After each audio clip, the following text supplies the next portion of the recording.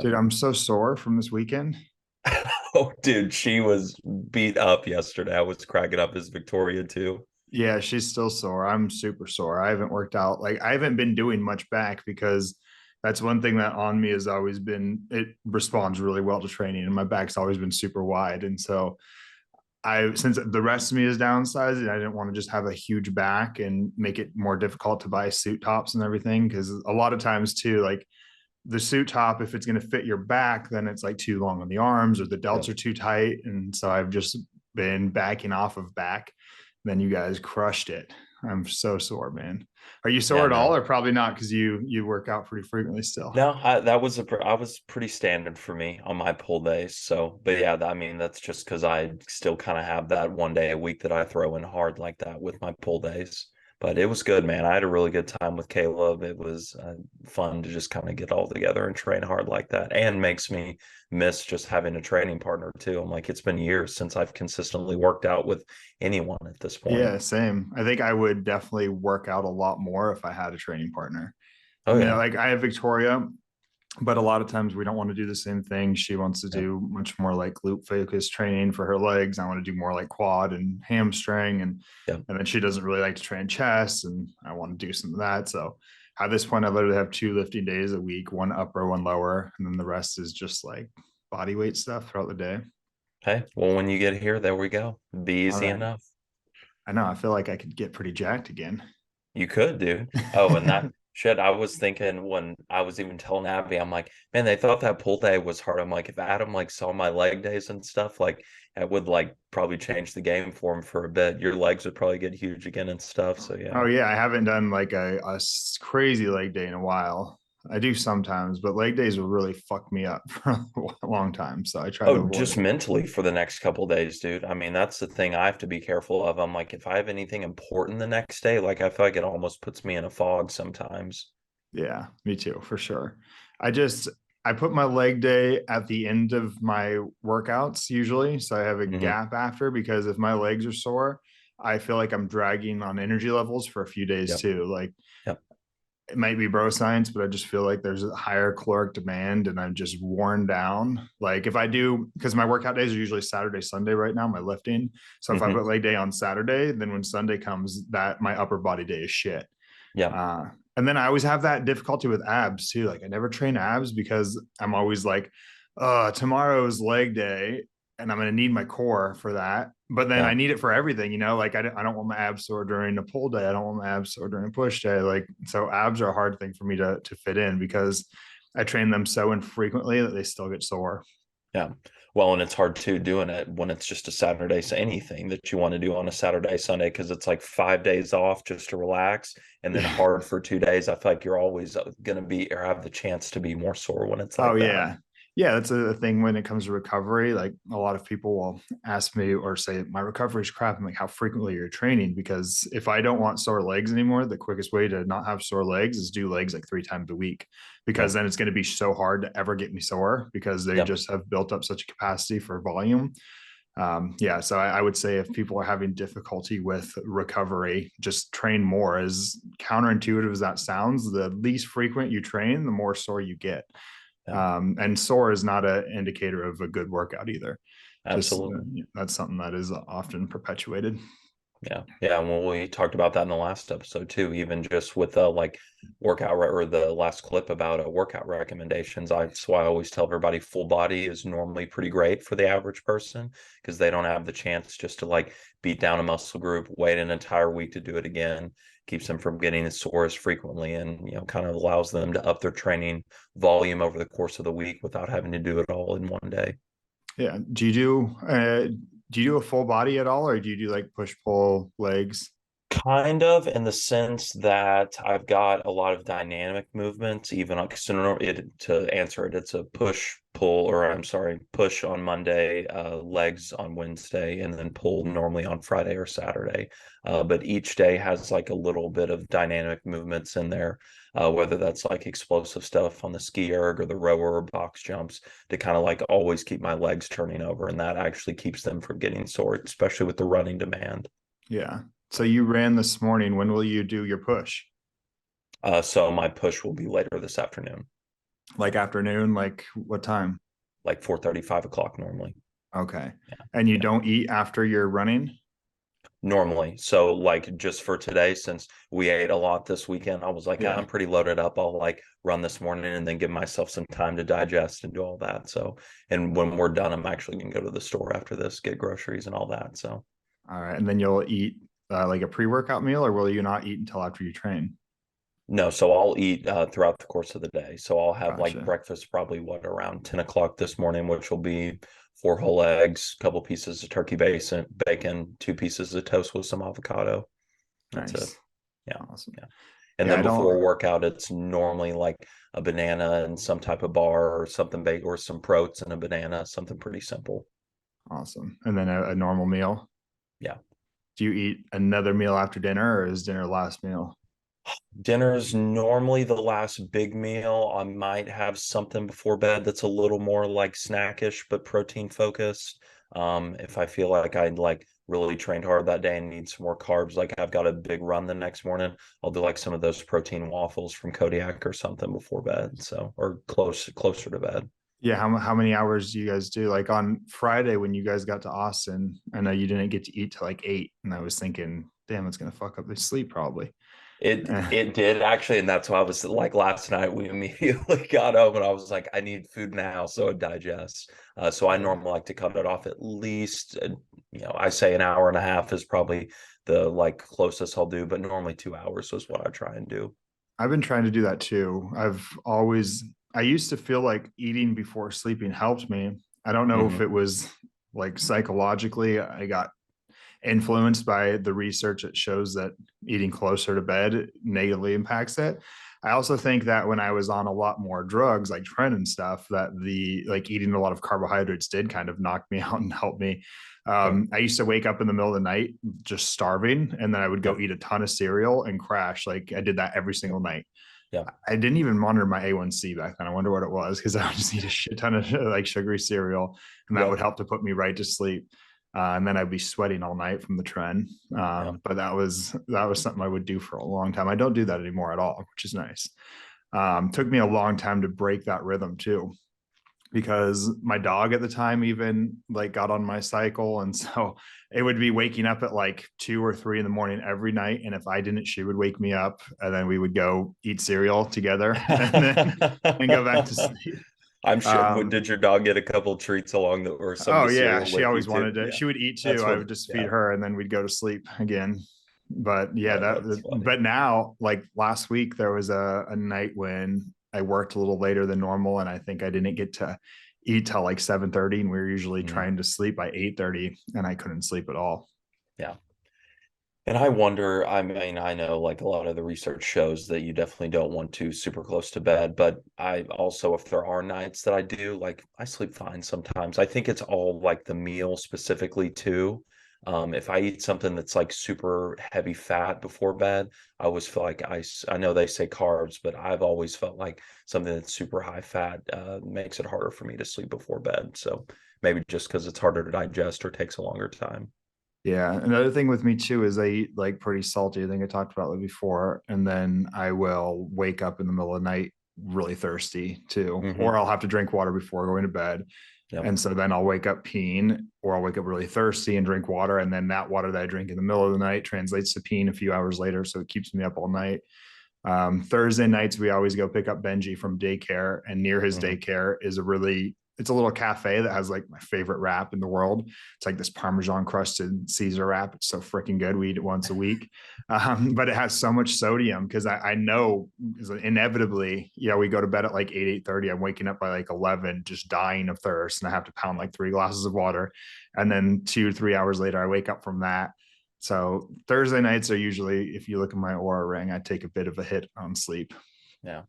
And waters definitely, or any fluids are the thing that I've really had to like cut off even more so than food. Because for some reason, I'm like one of those people that just wakes up very frequently to pee if I have anything close to bed. And I feel like that's what messes up my sleep more than anything. If I can make it through the night, like last night was good. I didn't wake up. We went to bed at like, gosh, a little before 9. And I don't think I woke up until like 4 a.m. to have to use the bathroom. So for me, I'm like, that's a win. Yeah, I think I did the same.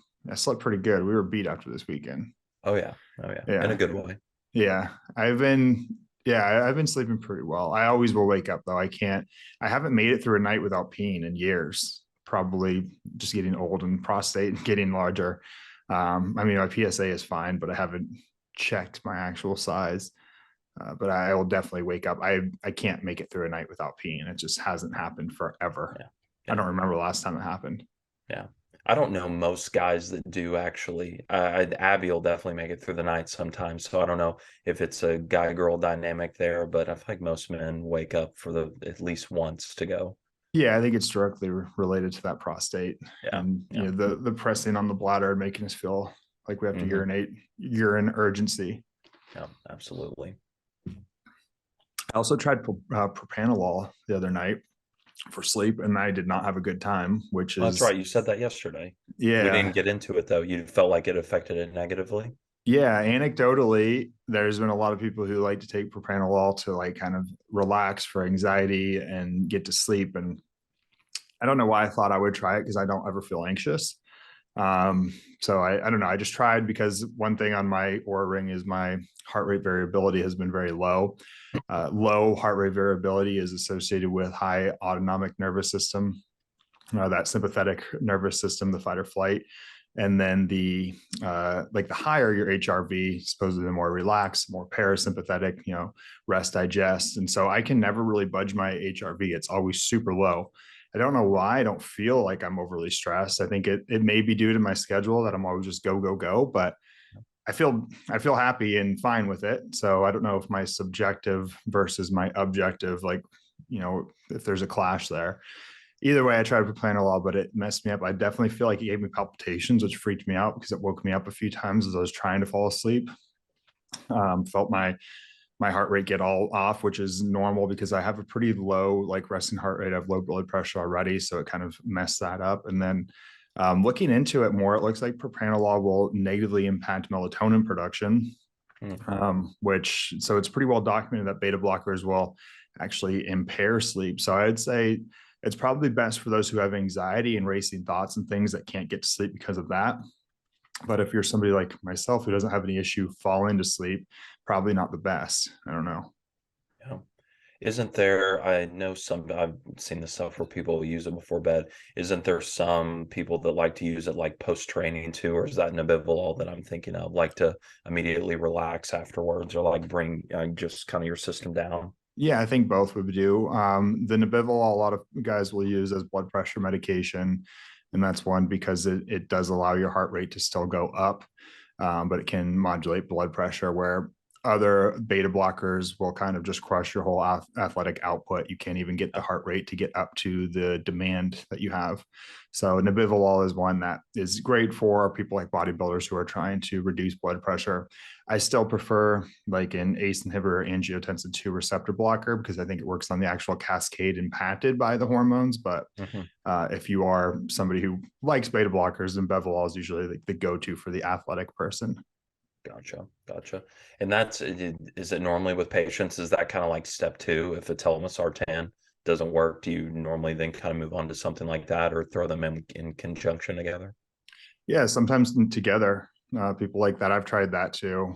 It's got my blood pressure pretty low before. Just I don't really have high blood pressure anyways, but I'll take a telmisartan, just like a 20 milligram to keep it in a good range, but also for all the other health benefits we've discussed previously. But sometimes I'll see Nabivolol and be like, why not? Let's see like what it will do to me, and Yeah. kind of experiment that way, and we'll check my blood pressure. But yeah, so for those who are battling where they're at the upper end of like one, and then maybe they need to add another one, that could be a good combo. But I want to do that without running it by your doctor and potentially even a cardiologist. If you're having like you're at the top line of telmisartan and you're still not being able to reduce your blood pressure, you should probably get a specialist to look into that.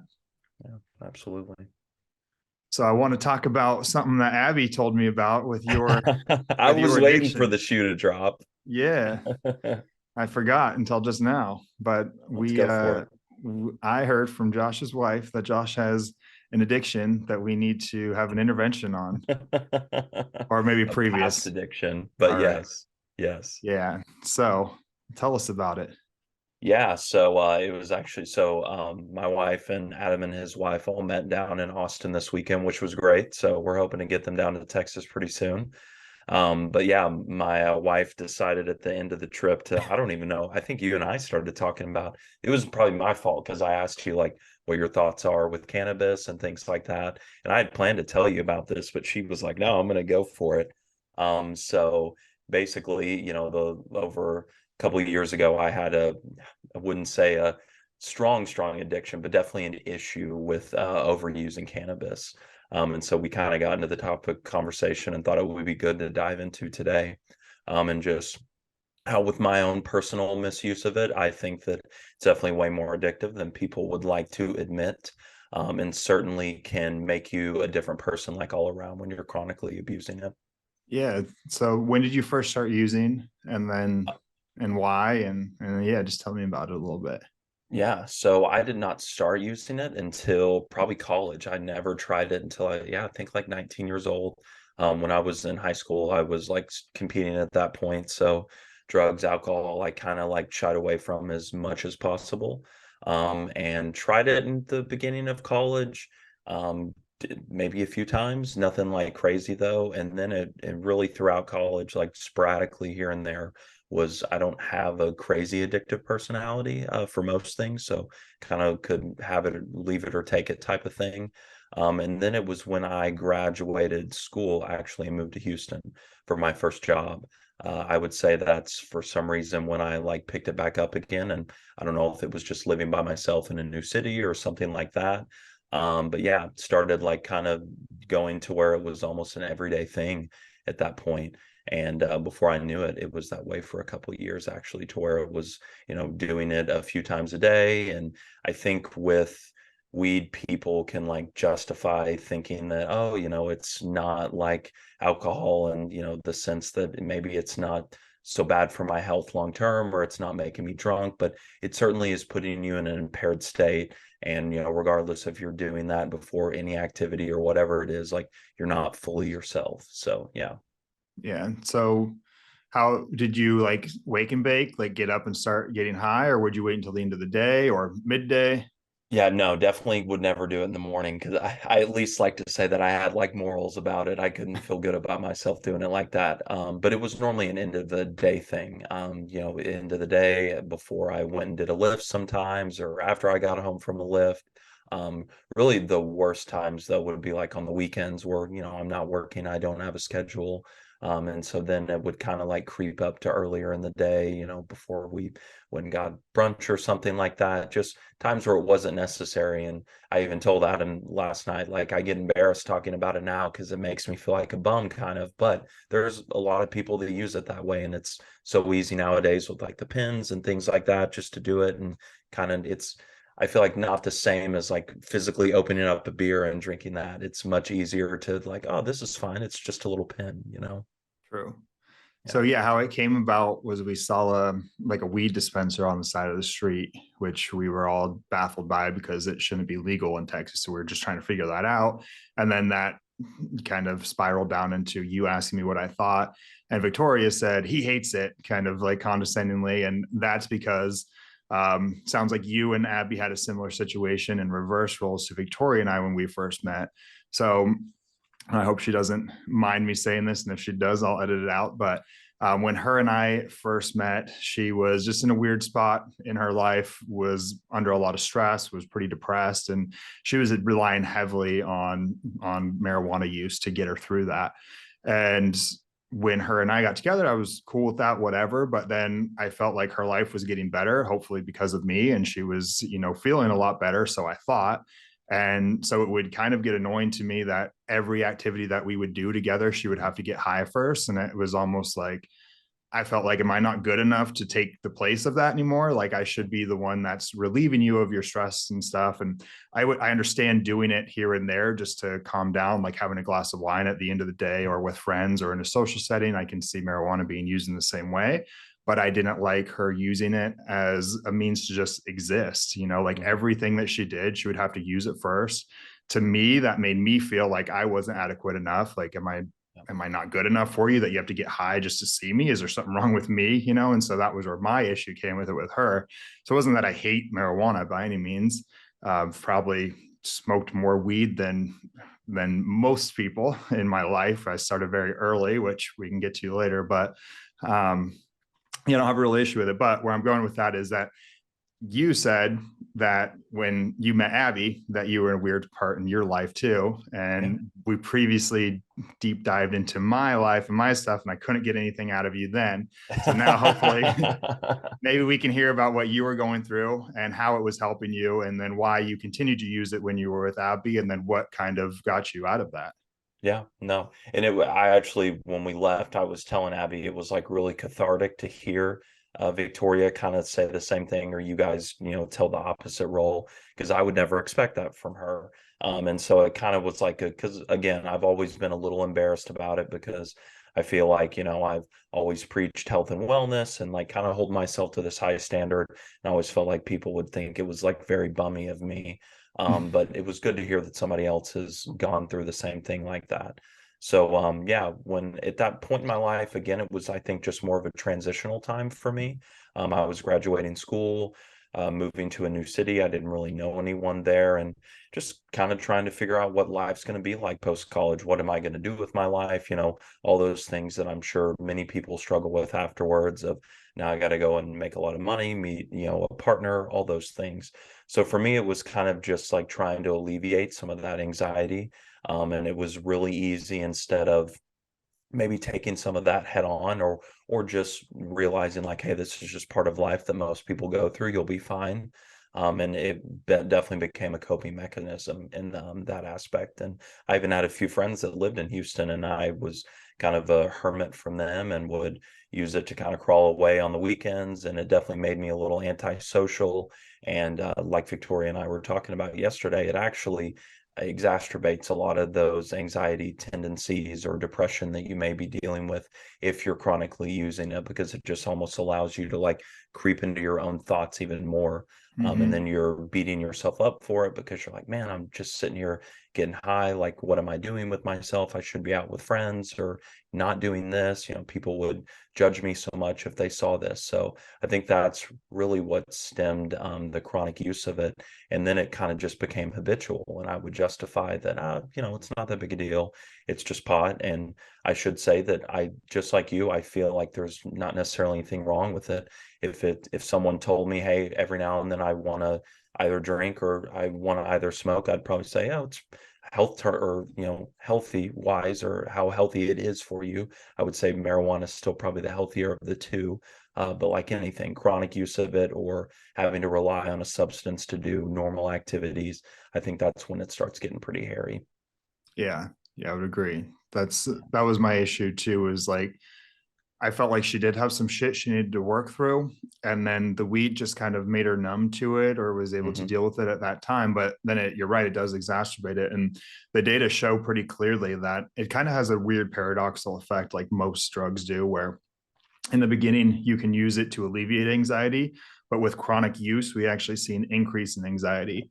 Absolutely. And then with younger individuals using it, again the data show pretty clearly that the more younger individuals utilize it, from epidemiologic studies we see that they have more incidence of depression.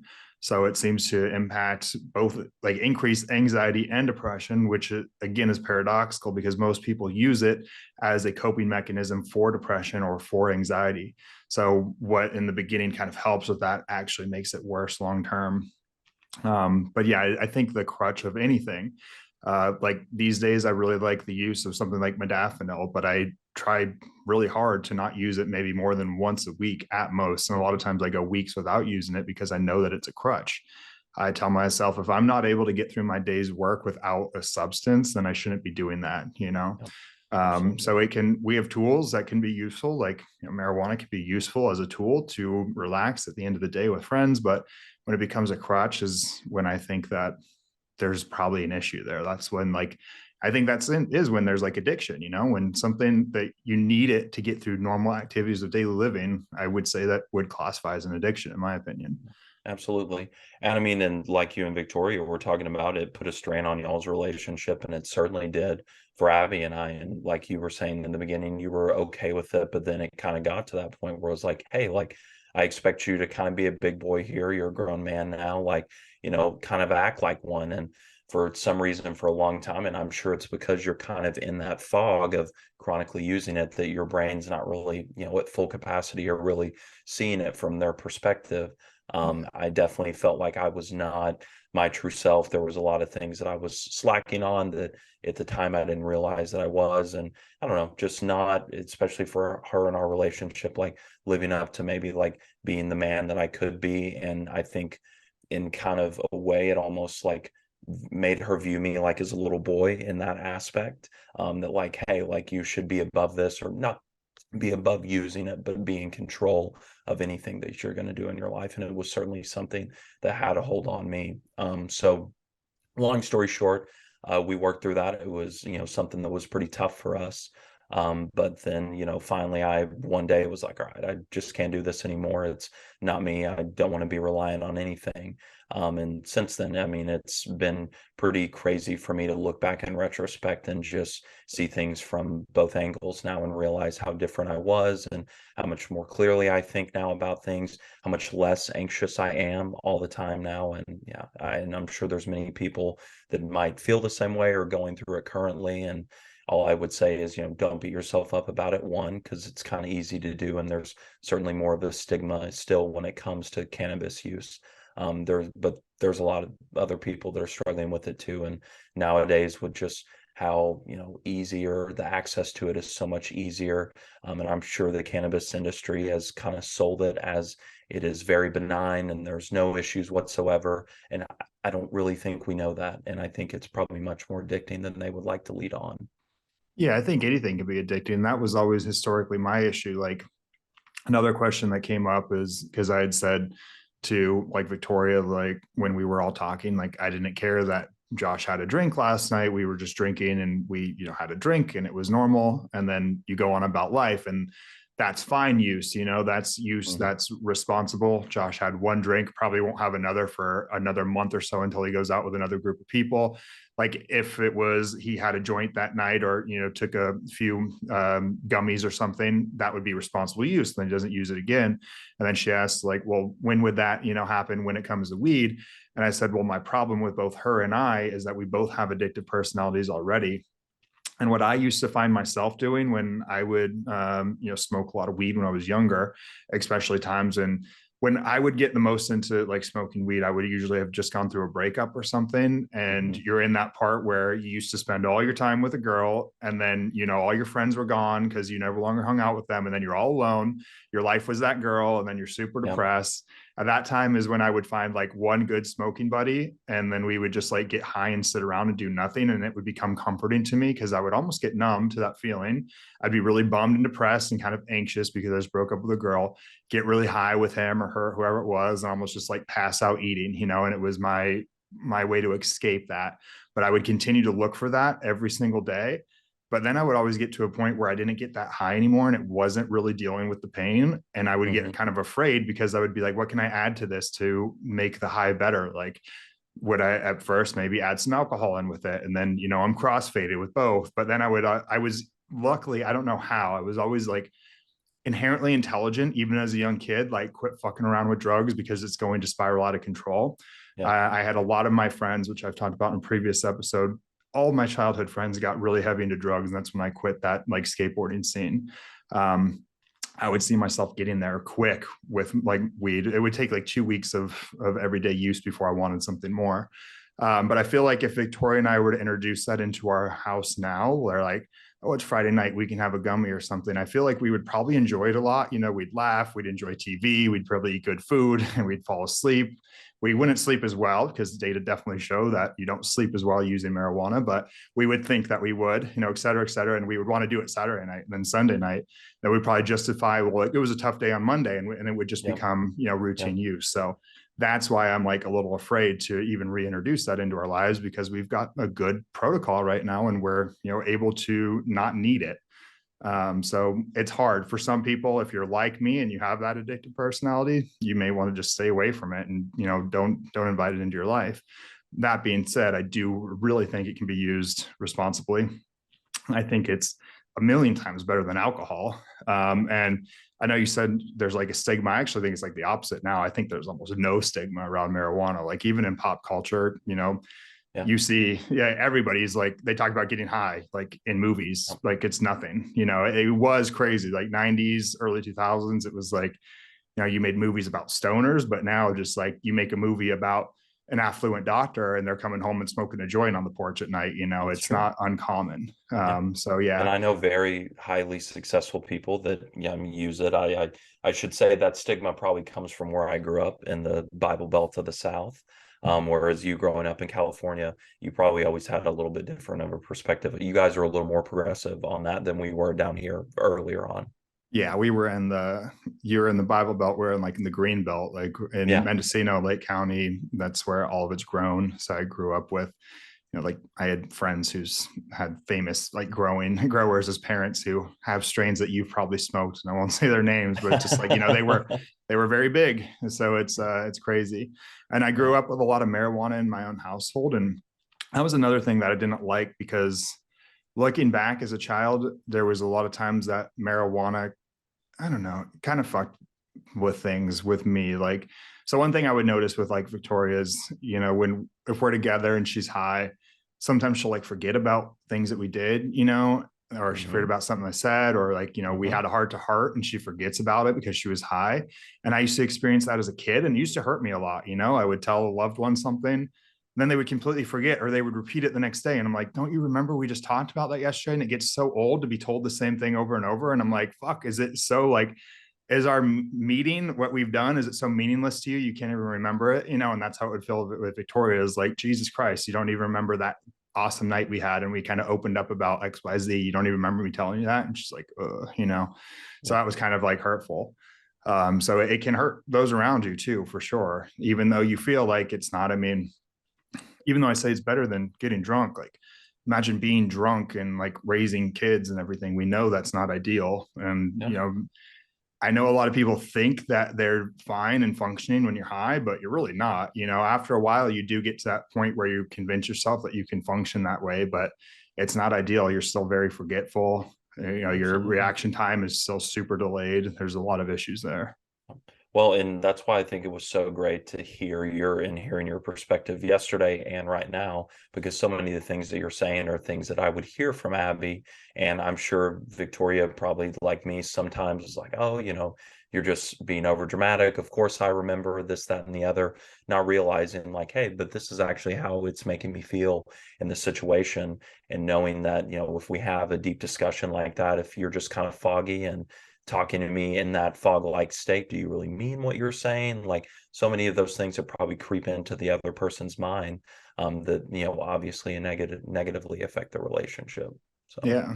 And a few other things from like a health standpoint that at least anecdotally I noticed using was way less drive. And I'm somebody who really absolutely. likes to be, I think like Huberman says, like forward center of mass. I definitely like to always be progressing. When I'm using marijuana habitually, I definitely feel like I'm way back. I don't care Hmm. about moving forward whatsoever. I think I just hypothesize that it has to do with the impact it has on dopamine, since we know that dopamine really drives motivation and we know that marijuana increases prolactin and kind of suppresses dopamine. I certainly felt that with myself. And that would be another reason why when I was starting to progress in my life, I cut marijuana out, because I felt like if I would get high the next day, I wouldn't even care about going to the gym, which was Yep. very important to me at that time. I wouldn't care about studying, which was very important to me at that time. So like when I got into my training and my college years, I just cut it out completely. Got high one time in all of my undergrad. And then I got high one time right before starting my graduate school with Victoria, just one time, fucked me up completely. But I know it's usually for like 3 days after, I kind of feel a weird like fog over me where I feel a little bit drained. I feel just unmotivated to do things. And people would probably say that sounds dramatic, but it's been my experience. And I think that I see that in a lot of other individuals too. And like you said, highly successful people do get high very often, but there's a lot of us who I think that it does play on that dopaminergic pathway. Yep. And that suppressive effect kind of reduces your drive to want to do more and excel in life. Which is why I think it just comes back to choosing to be an adult about things and knowing, hey, what negatively affects me, or what am I predisposition to maybe forming an addiction with? Like, you have to learn that about yourself. Just because for 95% of people a substance is pretty benign, you sadly may be that 5% that it affects in a very negative light. And that's totally fine. You just have to kind of learn that and realize that, all right, that may not be for me. So Yeah. and And I liked, what you were saying earlier about how, like, with you, it would be, using it and you felt like it kind of made you more lazy. I kind of felt like on my spectrum, like I always was very high functioning with it. I always used it before, like, going for a long run or exercising or out hiking. So for me, it was never like something so I could just sit there and veg. It was just, I think I tricked myself into saying that it adds more to this experience, or like I can get more into a zone with my training or whatever I'm doing at the moment. And not realizing like how silly that is, but of like, hey, just be in the moment here now. Like, there's nothing that's going to make you more in the zone than not using a substance to try and tap into that. And I'm that's sure definitely there's other true. people that have, tried to use it maybe for that reason as well. Yeah, for sure. I do think it can enhance creativity and getting in the zone. And Hmm. especially these days, like there's such a science about it that wasn't Hmm. there when I was a kid. When I was using it more frequently, we didn't talk about strains and percentage of Yeah. THC, it wasn't anything like that. Like, yeah, I mean, the first time I got high was in fifth grade, and then I continued that use on until like college. Not every day by any means. I was never that person. Like I said, I would usually go through like maybe a month at most stint of using it every single day. And then I would get to that point where I felt like I needed more, because Hmm. after, a few weeks of using it, you need a few more hits to get as high, or then you don't get as high regardless. And it just becomes like, just like caffeine. And Yeah. I felt like it wasn't as benign as caffeine, and I needed to pull back, because at that point I was thinking, what can I crush into this and smoke along with it, to make my high a little bit better. And that scared me because I have that personality. But I was never, I could never be like, oh, I want a creative strain that is going to have like, X amount of THC and this much CBD, and that will dial me in. And nowadays you can. So maybe Yeah. nowadays it is a little bit easier to utilize it for various functions. And the way that I think about it is kind of historic and outdated, where I used to think about like, you just bought an eighth off whatever dude, and they didn't tell you what the hell it was. They would just say, this is some good shit, bro. And then it would knock you on your ass. And like, I would just base it off of how much do I smoke. Like if I were going to go snowboarding or skateboarding, it would be like, maybe I'll just take like half a hit of this one, and then that Yeah. will kind of help me get in the focus. Or if I was going to like zonk out, we'd take a few hits and pass it around until I was coughing my ass off. And then, the rest of the night's kind of a blur. So it's a little bit different now. Definitely, obviously, you can get really low doses. You can get different strains of different deltas and things, which I don't even fully comprehend, but they all have different effects. So I think my belief on it is probably outdated and not as up to times. Yeah. But I still think the overall theme that we're trying to relay here is just that, hey, even if it's the lower strain that works well for you, helps you get in a creative space, there's a time and a place for it, right? And having to use it for every activity is, you're probably going to end up, going along that bell curve where you finally hit the point of diminishing returns, where it Yeah. builds up in your system so chronically that you continuing to use more and more, and you're not even necessarily getting high at that point. That's at least what I experience. It's not like that euphoria when you're chronically using it. You're getting high, but it's almost just like the fog that oversets you. And I think that's like really when the anxiety starts to set in for a lot of people. Is that's the probably biggest effect that you're noticing, not so much just like the euphoria, clear thinking. So yeah, Yeah. I've always been curious if that's just like a buildup in the system that causes that.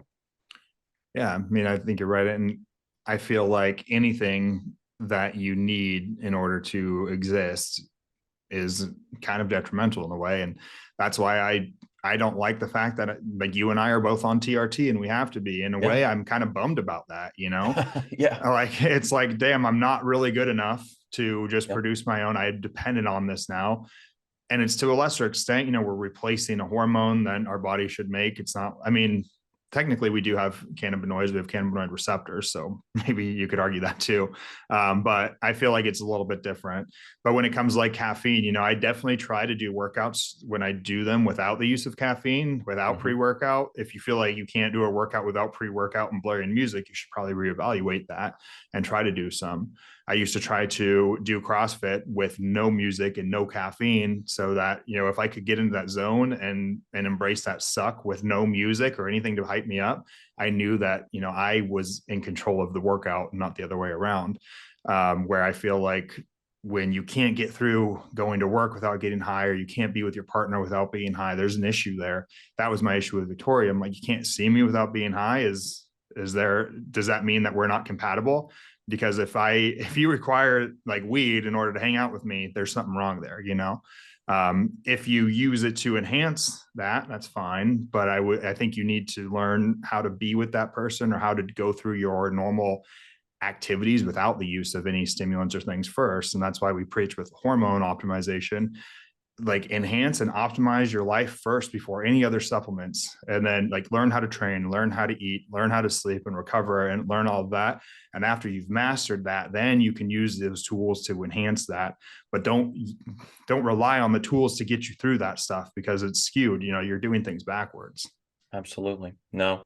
And I mean, that's a great point, even as a, to use the analogy of then towards optimization and working out. And I think for a lot of people, right, like it's, hey, I want to take everything I can before to facilitate this lift and just make it as badass as possible, not realizing like, hey, maybe you don't need anything and you go in there and get just as good as a workout because you're not overstimulated, you're a little more focused, your heart rate's under control.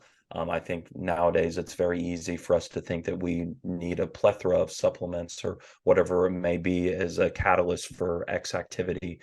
Whereas if you just went into it without anything, you might actually get a lot more from it. As an anecdote for that, I know running for me was something that for a long time I used music with and always had caffeine before. In the last couple of years, I've cut both of those out.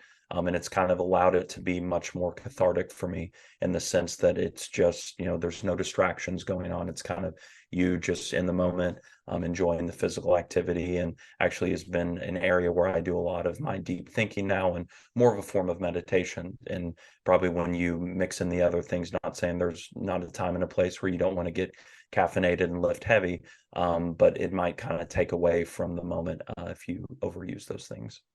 Sure. And I guess to close, maybe we'll talk about the hormonal effects, since most of our followers are interested in hormone optimization through our work at Merrick Health and everything, and previous podcasts talking about that. So we talked about previously on the, or actually, I don't think we've released it yet, but we will be releasing a podcast on prolactin. And I would Mm-hmm. say the effects of THC and cannabis on prolactin are probably the biggest and most pronounced. Um, when that podcast comes out, I don't know if it'll be before or after this. Definitely check that out. We do a little bit deeper dive into prolactin, but essentially, it's well known THC will increase levels of prolactin. Like I talked about previously, prolactin kind of has that inhibitory effect on dopamine. When one of the most notable times that this occurs is right after like a male has an orgasm, we have that dopamine that has given us that drive to want to reproduce, to mate, to, to have the sex, and it's at an all-time high during the orgasm, and then prolactin is immediately released and knocks down that dopamine. And so that's that feeling of, I'm uninterested in sex, I want to roll over, go to sleep, you just feel completely not into that whole activity whatsoever anymore. And it even makes it so that you can't go again. We talk about the refractory period, the time between orgasms. That prolactin increases the refractory time. So when you're smoking marijuana habitually, your prolactin levels are increased, and then your dopamine is suppressed. So that motivating effect of dopamine is suppressed. but also sometimes libido. So there's definitely research showing that it can suppress libido. That one's another one that's kind of paradoxical. Sometimes it increases libido and sexual desire, and then other times it drives it down. I think maybe acutely it can help with the sexual side of things, Mhm. because maybe people can let go of some of their, they can be kind of inhibited or uninhibited Yes. rather. Some with And then alcohol can do that. Yeah. exactly. Yeah. Yeah. And then they can maybe focus on some of the sensations a little bit more, since we do know Hmm. it makes you focus in. But I think with chronic use is when prolactin levels can be higher and you can have that impact. Um, Another area, as far as we've kind of heard in the past that it can increase estrogen or reduce testosterone. I think that data is a little bit skewed, but what I have seen is that the use of THC can definitely increase aromatase expression, and that's the enzyme that converts testosterone into estradiol. That's called aromatization. So it can increase aromatization, which will theoretically decrease testosterone and increase estrogen. And then another step further is that it has been shown to decrease gonadotropin releasing hormone. So that's the hormone that parts of your brain kind of make to tell your pituitary to secrete luteinizing hormone and follicle stimulating hormone, which then tell your testes to create testosterone. So if we stop that first part of the process downstream, we get less testosterone. We already have less testosterone, and some of that is turned more into estrogen than it otherwise would be. We have high levels of prolactin. So when it comes to, if you're not enhanced on something like testosterone replacement therapy or exogenous steroids, and you're using marijuana, it's probably going to be pretty counterproductive to your goals, based on that kind of stuff. Absolutely. And does that work in conjunction with the increase in prolactin to decrease your gonadotropin output, or your GnRH, or hormones like that? I've always, because I feel like those are kind of paradoxical, or I'm sorry, work together. Yeah, I'm sure it's all kind of, I had thinking about the mechanism. I'm sure it's all slightly related, but I don't know all the mechanistic data on it. Yeah. And then thing that's interesting that I've heard, both Dr. Huberman and then Dr. Gillette on Huberman's podcast talk about, and I haven't looked into this research myself, and I should, because I'm always a little baffled by it, is both of them have claimed that eating marijuana has less of an effect on prolactin, or, like Hmm. consuming, than smoking does. I don't know. That doesn't make any sense to me from a mechanistic standpoint, unless there's something with, like, the something happens in the lung itself that starts that cascade. And I don't know. I'd have to look into it. But just at first, when I first hear that, I can't think of mechanistically how that makes any sense. But I mean, I supposedly that's what they've said the research does Yeah. say. I haven't checked that. And I wonder, and this is just kind of bro science, because I have seen stuff about that when you do or ingest it or eat it, that it converts the THC into essentially a different metabolite when you have to That break could it be down that way. So maybe that's kind of why whatever that metabolite, I forget what it is that it breaks down into, obviously doesn't cause the same increase in prolactin. interesting. That makes a lot more sense. Yeah, I could see Yeah. that being the case. Yeah. And then I think the last thing that nobody, like, the weirdest thing that is, it's been so weird to me that everybody will know that smoking is bad. We just inherently know smoking is bad. But when it comes to smoking weed, and especially weed smokers, are under this assumption that it's weed, it's not bad for you. And Not if bad for you, their lungs. it's so crazy that, to me, I'm like, have you seen the lining of your bong? Like, I was like, just about to say, have you seen how yeah, just, or gunky and nasty a pipe or a bong yeah, look at looks? your Yeah. pipe. Like, that smoke is leaving Yeah. reservoir within Yeah. the alveoli of your lungs, and it's causing issue. We know that smoke of anything. I had an undergrad professor. He was a MD and PhD. He was like, smoking anything is bad, and I was like, yeah, that was like light bulb. I'm like, yeah, duh. I Yeah. mean, if Yeah. there's like a nearby fire, we tell you the air is bad, and not to, and try not to breathe it, because you're breathing in smoke, and that's breathing in Yeah. smoke of trees and things. So what makes you think that if you breathe in a forest fire, that's bad, but if you breathe in marijuana fire, it's not bad. It's just, it's silly to me. So I would definitely say, like, smoking is terrible. We now know vaping is also terrible. They're definitely going to negatively impact the endothelial function everywhere. That's the whole vasculature of your body, including your brain. So it can definitely have detrimental effects on all of that. Last I looked, remember that we don't have like clear data saying that it increases the risk of lung cancer. I think that's one of those things that, to me, I'm like, it just inherently would make sense that it does, Yep. for the same reason that we know that, like firefighters will have an increased risk, and, Yep. they're not smoking tobacco, they're smoking houses, essentially. So I do think that any smoke in the lungs will increase it. The hard part with a lot of marijuana research is, one, the legality of it has limited the effect, the ability to research. And then when it comes to like any drug like that, it's always hard to get passed by an IRB to ethically do it. So you can't, a lot of times it's going to be hard to make individuals high chronically for long periods of time. So we rely on retrospective studies or even prospective studies, those studies where you say, we're going to follow this group of people who we hope chronically consume marijuana, and then we'll study them. But it's not really controlled. We can't say that they smoked marijuana at this strain for this amount of time. We don't know. So we rely a lot more on that, on those kind of either epidemiological or prospective or retrospective studies. So we don't have clear data on all of it. And that's where a lot of the research is a little bit difficult too. But to your point, just anything in theory and how we know how, chronic smoking is terrible for you. I feel like it's just probably best, if you care about your health long term, that it's not something you chronically abuse, whether it's vaping, smoking weed, obviously smoking cigarettes. And I'm sure there's just not the long-term data to know. And eventually we'll probably find out, with it being legalized and obviously used much more, or, much more in the public setting now. Yeah. But that's the thing I worry about with young kids, especially now with the vapes and things like that, that I'm like, I know it's a different form of smoking, but who knows like how that, once it gets vaporized and you inhale it like that, what it's actually doing. Could it somehow be worse than just regular smoking, out of a bong or whatever it may be? Who knows? So just a lot of what ifs there, that especially at a young age, you probably don't want to introduce. And especially if you're somebody who's focused on your health and fitness like me, that was kind of the point that it dawned on me, like, hey, I know that there's no way this is good for my health. Maybe it's not as bad as smoking a cigarette, but it's probably doing something to negatively affect my performance in some way. So why would it make sense for me to do this every day? It definitely goes against the lifestyle that I want to live and that I preach to others as well. For sure. So yeah, little takeaway there is, I would say, if you are going to utilize it, from what the data currently say, I would say consume it probably. I mean, Mhm. just again, more just inherent knowledge, like try not to smoke things, and including vaporized things into your lungs. And so if you can consume it. And I think nowadays, like I talked about with all the science and the strains and the, the different percentages and things, it would be a little different. Back in my day, sound like an old person, but when, like, I used to hate Homemade eating things. edibles. Yeah, man, I used to hate it because I would get so fucked up.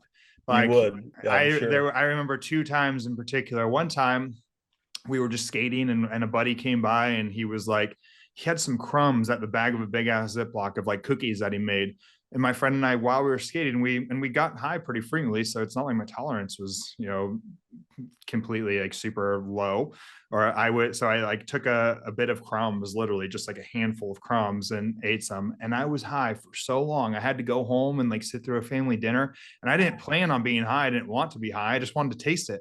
And I was high until the next day. And then the other time was my best friend in school. I think I was dealing with girl problems, and my friend, like, I remember second period, he's like, I got you something. And I was like, what? And he was like, here, I know you're bummed out. And he passed me like a cookie or a brownie or something. And I remember it hit me Good probably friend like, at the time, though. yeah, he was great. That was my best buddy, Jai, back then.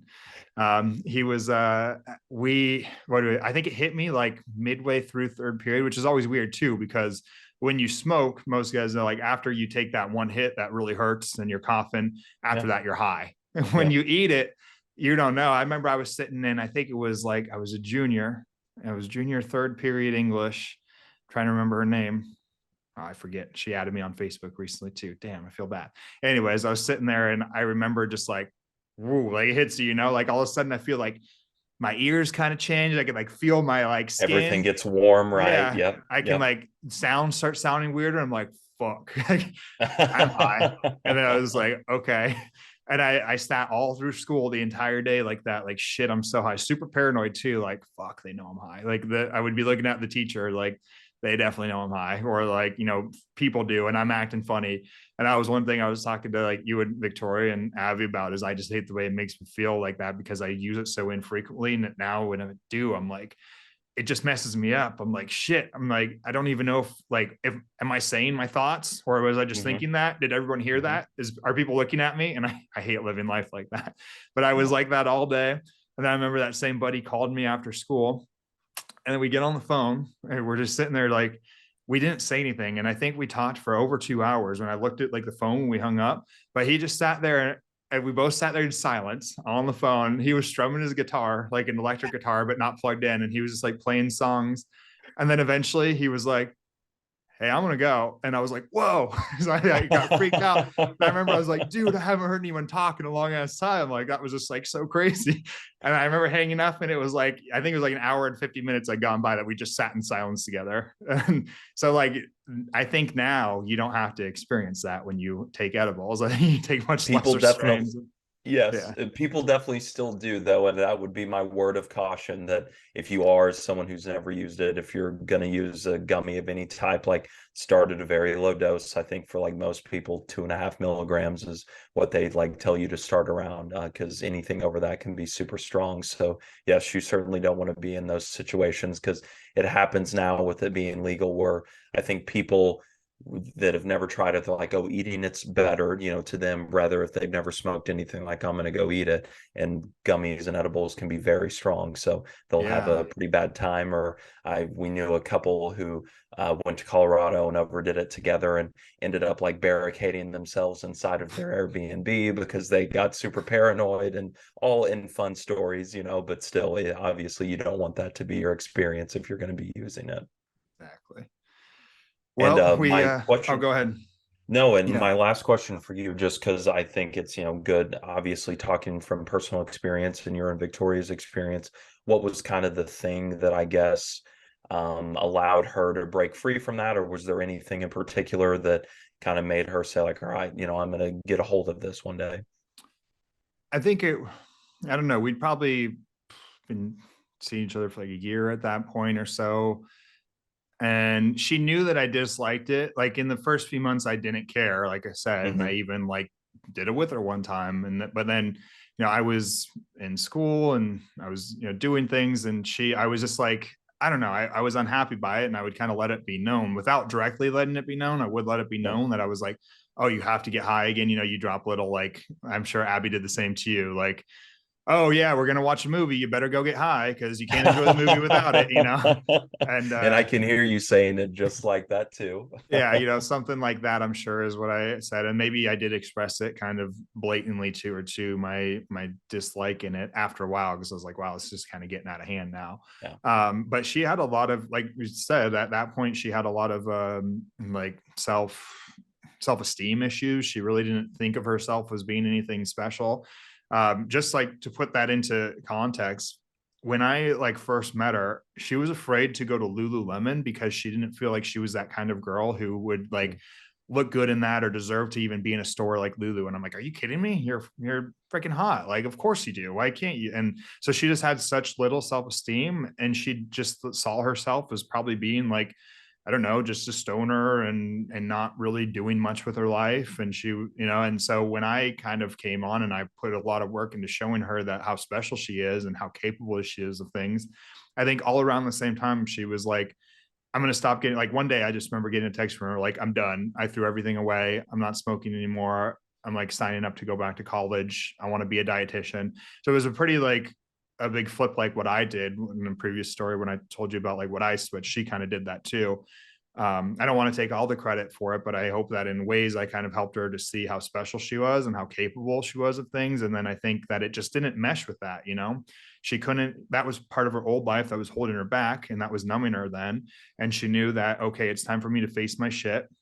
It's time for me to get uncomfortable and work through my demons and work through my issues and get uncomfortable, go to school. She was already working out, so she didn't need to do that, but there's work on things like that, work on body image things that she had and all of that. So I think it was a mixture of just her own self-realization and wanting to do more for herself and better herself. And then hopefully me I'm hoping being a positive light in her life. I don't want to take that credit though whatsoever. But yeah, I think that hopefully that kind of answers the question. No, it does. And I'm asking because I, again, think that's probably very similar for what happened with me and Abby and what, sparked it to change for me as well.